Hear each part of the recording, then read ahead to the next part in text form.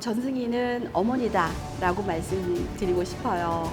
우리 지역의 유권자들 그리고 경기도민을 위해서 어머니처럼 여성의 따뜻함으로써 그들에게 다가갈 수 있고 그리고 그들의 어려움이나 힘든 것을 제가 듣고 그리고 그들에게 포용으로서 그들을 감싸 안아줄 수 있는 그런 따뜻한 정치인이 되고 싶다.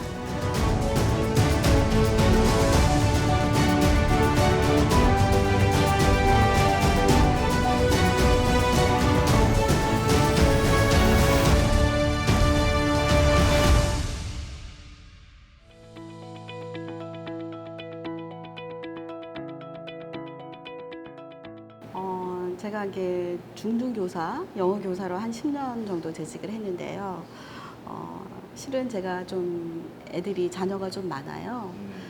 자녀 셋일 때까지 제가 교직에 있었습니다. 그래서 대학원을 다니던 이제 휴직을 하고 대학원 석사 과정을 하는데 그때 이제 우리 넷째가 생겨서 이제 고민을 좀 많이 했어요. 솔직히 말해서 제가 뭐 그렇게 정치적인 사람도 아니고 정치에 관심이 있었던 사람이 아닌데 우리 양평 같은 경우는 전통적인 보수 지역이고 그때까지만 해도 뭐 민주당을 하면 저 사람은 약간 그 정체성이 빨갱이에 가깝지 않나 뭐 이런 식으로 판단을 할 정도인 굉장히 보수적인 지역이었어요. 원초적이 많은. 네. 그래서 누군가 뭐 우리 당을 대표해서 활동을 한다거나 또는 여성위원장을 맡으려고도 하지 않았던 곳이 양평인데 젊은 층도 많지 않고 그 대부분의 연로하신 층 그리고 뭐 중장년층까지도 굉장히 보수적인 지역이에요.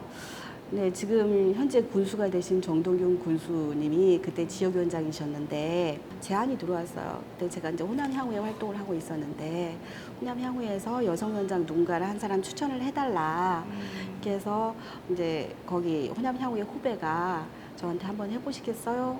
라고 제안을 했는데 저는 솔직히 말해서 그게 정치 활동을 하는 것이라는 것이 조차도 모르고 어렵고 힘들다고 하니까 그럼 봉사활동 하는 마음으로 한번 해볼까 하게 생각을 하고 그때 이제 제가 여성위원장 맡아서 하면서부터 정치에 입문을 하게 된 계기가 됐죠.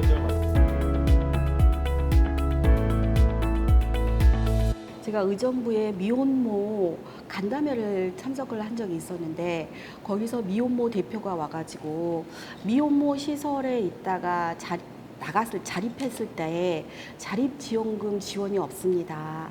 그래서 미혼모가 사회에 나가서 자리 잡을 때 굉장히 힘들다라는 말을 들었어요. 청소년 시설에 있는 애들은 나갈 때 청소년 그 자립지원금이 500씩 지원이 되거든요. 네.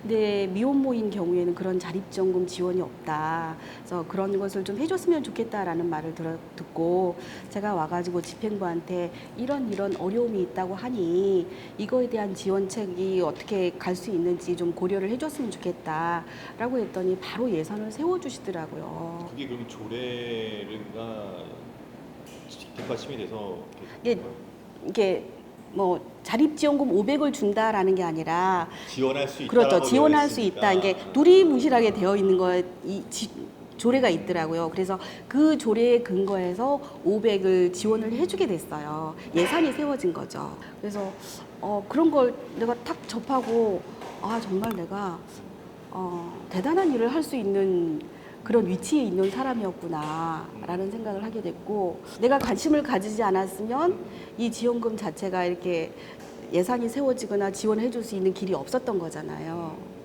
그래서 그 일을 계기로 해서 다양한 많은 사람들을 가능하면 현장에 답이 있다라는 말처럼 많은 사람들을 만나보려고 노력하고 있고 특히나 어렵고 힘드신 분들 도움이 필요하신 분들을 자주 접촉하려고 하고 있습니다.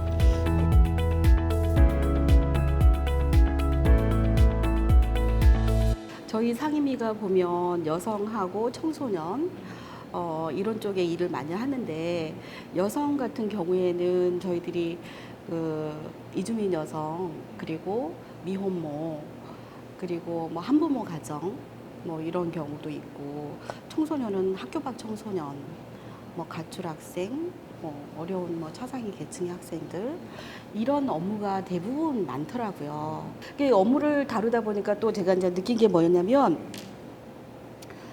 새로운 그런 복지 정책이 계속 생겨나는 거예요.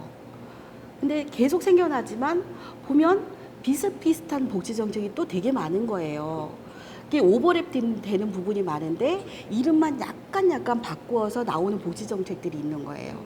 그리고 또 보다 보면 실제적으로 이건 현실성이 없는 복지 정책인데 아직까지도 계속되고 있다라는 복지 정책들이 있더라고요. 그래서 제가 이제 생각한 건 뭐냐면 이 복지 정책에 대해서 좀 체계적으로 일원화시킬 필요가 있겠구나, 공부를 해서. 그리고 이런 복지 정책이 어떤 특정 계층, 내가 만약에 학교 밖 청소년이다. 그러면 내가 학교 밖 청소년으로서 누릴 수 있는 다양한 복지 정책이 있는데 솔직히 말하면 누가 알려주지 않으면 그 복지 정책이 내가 누릴 수 있는 복지 정책인지조차도 모르고 지나가는 경우가 많더라고요. 그래서 이것을 체계화시키고 그리고 이것을 앱으로 개발을 해서 현재 지금 내가 가지고 있는 컨디션을 입력만 시키면 당신은 이런 복지 정책을 이용할 수 있습니다. 라고 해서 좀 간소화하고 편리하게 할 수 있는 그런 체계적인 방법을 좀 연구를 해서 개발을 해야 되지 않을까? 이렇게 고민하고 있습니다.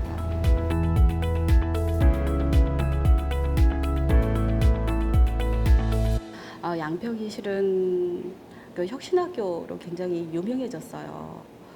그래서 아이들 교육 때문에 양평으로 이사 오는 젊은층 인구 유입이 꽤 있었거든요. 문제는 이게 초등학교 혁신교육으로 찾아왔는데 이게 지속 가능하지가 않은 거예요. 중학교하고 연결되고 그리고 중학교에서 또 고등학교로 연결이 돼야 되는데 이게 국민학교 초등학교로 해서 딱 끝나버린 거예요. 그러다 보니까 초등학교가 끝나고 나면 학부형도 이제 고민을 하더라고요. 이게 계속 여기에 양평에서 중학교를 보내야 되느냐 아니면 다시 나가야 되느냐. 그래서 다시 나가는 학부형들도 만만치 않고 어찌됐든 교육 때문에 인구 유입이 꾸준히 늘었었고 그 유입된 인구들이 바깥으로 나가지 않게 하기 위해서는 그들이 원하는 그리고 그들이 필요로 하는 교육 프로그램을 계속 제공을 해줘야 되는 거잖아요. 그래서 초등학교에서 끝나지 말고 중학교, 고등학교까지 끊임없이 지속 가능하게 그들이 원하는 교육 프로그램을 제공을 해줘야 된다고 생각을 하고 있습니다.